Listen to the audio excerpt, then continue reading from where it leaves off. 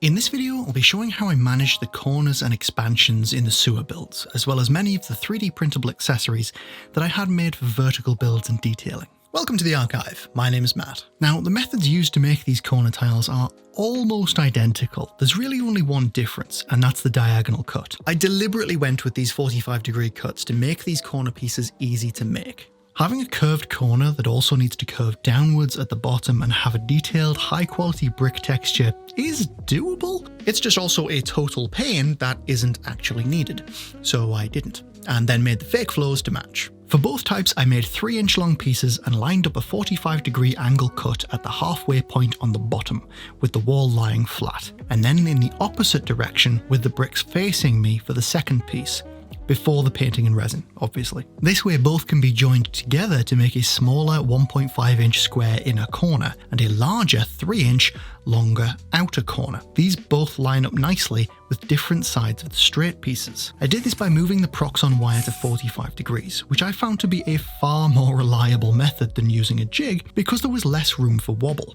I found the Shifting Lands Guider Pro 2 really helps here, but you can just put filler foam between the piece you're cutting and the old guide like I've shown before. Now, assembling it is the key part. This cut might not be totally perfect, but that's okay within reason.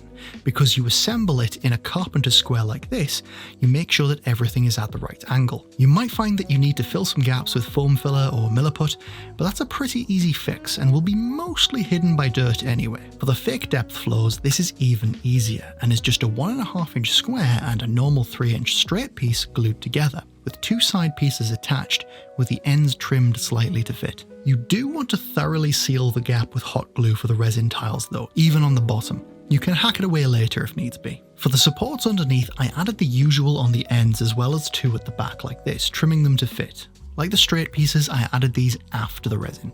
Adding resin to these corner floors can be done in exactly the same way as I showed for the corners in my water tiles video, the corner section of which is also here on Patreon as a bonus video. I'll link it in the description. Basically, I arranged the dams like this, with the right-angled ends of both pieces pointing into the corner and poking out of the sides for the side piece to line up to. Finally, there's the expansion flows. These are really straightforward, either pure resin or a flat layer of 1/4-inch thick bricks, both to line up with the rest of the tiles of that type and allow for not only for wider, larger sewer flows, but also massive cisterns or reservoirs of filth, the perfect nesting ground for all sorts of horrific monsters, and a very memorable set of combat encounters. Finally, here's one little tidbit that featured in the main video but I didn't mention the method for.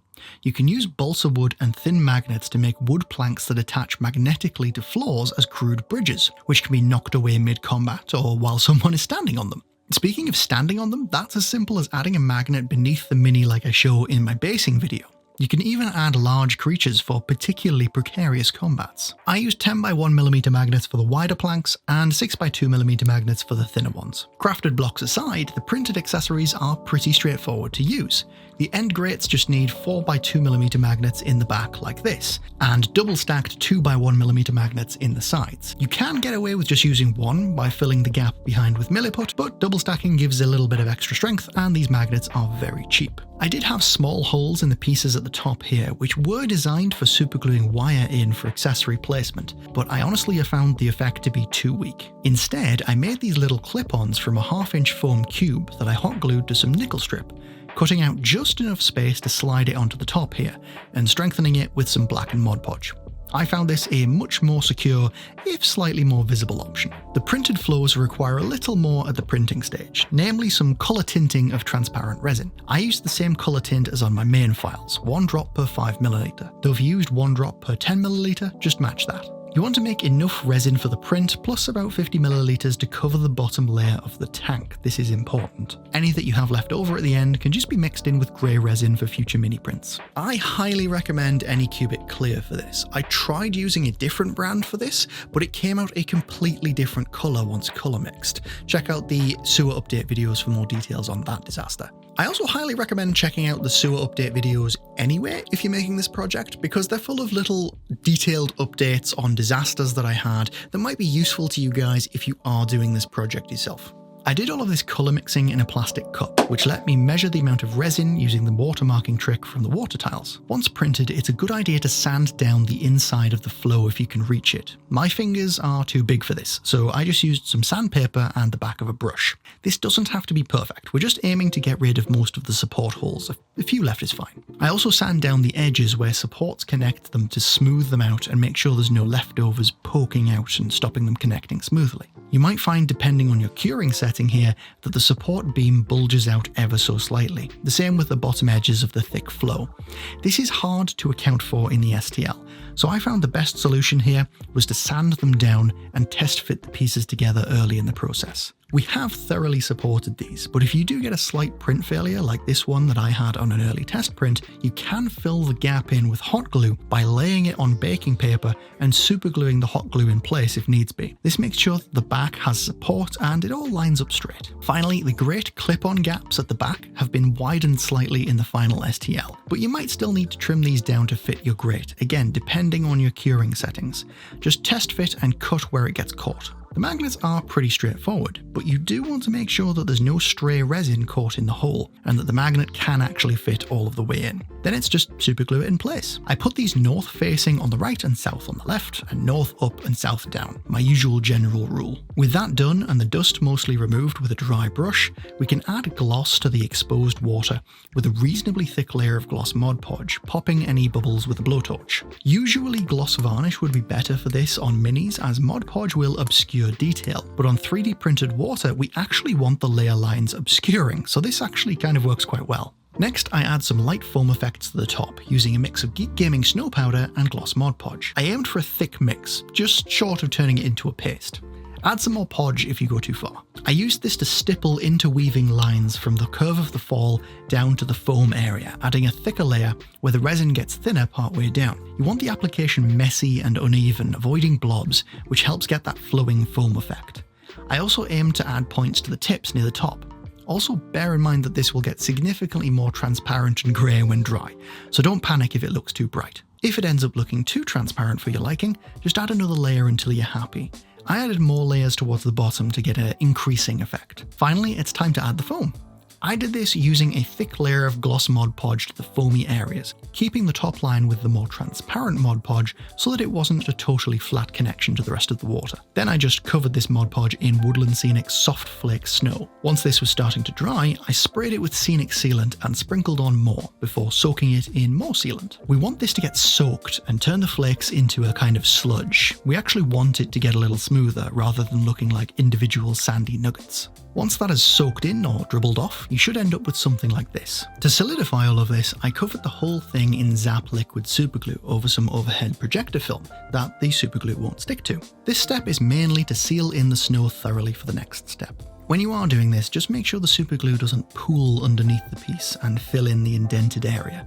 This is designed to allow most floaters on the resin to sit under the tile without being squashed or even touched at all. Mostly this isn't a problem. After Mod Podge they are pretty tough. This is just an additional safety precaution just to make sure. Once dry, I stippled on more Gloss Mod Podge and Geek Gaming Snow Powder mix, which blends the flakes together into something more watery while maintaining the crazy random shapes and uneven surface. For bonus points, it also dulls it down to something more realistic for foaming water. Finally, now all the messy stuff is done, I painted the underflow in a dark brown to block the light internally and imitate the gross sludgy underlayer implied by the fake depth of the tiles. I then used some of the pigment that I used earlier, mixed with a minimal amount of matte medium, to paint the inside of the edge here. From the outside, this makes it look like the resin itself is an opaque glossy brown. My final step was realizing that the gaps between the foam were more visible than intended due to the color of the resin beneath, so I painted the sides as well as the top of the bottom gaps here with an appropriate off-white to blend it a bit better. To make sure this paint didn't come off into the water beneath, I smeared some super glue over the paint, which acts as a great sealant when you want it to not stick to other acrylic sealant.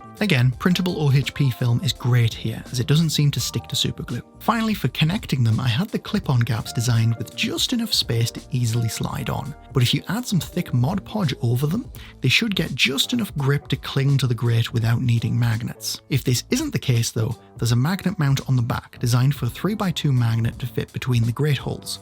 The idea is you put some nickel strip on the other side temporarily to hold it firm, but I found that I didn't actually need it. Finally, there's the street overflow pipe, which is mainly 3D printed to make life easier, but it can be made by hand using some 1.5-inch plastic pipe, which should be about the same size. The main problem with using real pipe is that it's not the exact right shape with a nicely cut out opening. It's also hard to cut and hard to magnetize. Not impossible, just a time-consuming project that I don't quite have time for this time around. Maybe in a minor video in future, if it seems popular. With the pipe itself printed, the structure I assembled from some foam pieces. The sides I cut from wall-stamped foam, the bottom was just nice and smooth, and the front made up of the arched column cut foam from earlier, which I trimmed a 1/2 inch from the top to line up nicely. These arched pieces I glued together in pairs, textured the outer one like the columns, and then used a circle cutter jig to cut a 1.5-inch semicircle in the middle, lining up the nail with the 1-inch point, and the wire 3/4 of an inch from the nail. You don't have to buy a circle cutter jig to do this. There are tons of guides online how to make one using a nail and a piece of cardboard. The main thing is to keep it stable while you're turning the piece. Now, this cut might have not come out perfectly aligned on both sides, or might be a little too tight. This happened to me, and I just kept trimming it until it fit. With the hole cut out, I hot glued it together and textured the remaining middle foam as stone bricks, and hot glued everything in place after checking the pipe fit nicely. It is important here that the pipe pokes out to around the lip of the stone arch, so that the flow later will fit perfectly between the sewer tiles and the boardwalks like this. The other pieces are just a matter of hot gluing in place along the sides and bottom, with the bottom piece being a great way to check if the pipe is flat before hot gluing it in place. For the pipe and grate itself, it's really just a case of paint and magnetize. I did the north magnets on the pipe and south on the grate, which is my standard for wall accessories, as the grate can be technically attached to flat walls too. Combined with the printable grates that I've done previously, I think it gives great variety to a laboratory or sewer build. The water I just coated with dabbed gloss Mod Podge again, blowtorching the bubbles and adding it to a grid at the back until it clipped onto the grate nicely. Finally, I added a 6x4mm magnet to the bottom to really grip those temple blocks. Totally optional. I really love how these corner pieces turned out. They were really no more effort than the straight pieces, but they offer so much flexibility in builds, especially allowing me to show wider cisterns and open areas. I hope this little extra bonus video has been useful, and until next time, I'll be in the archive.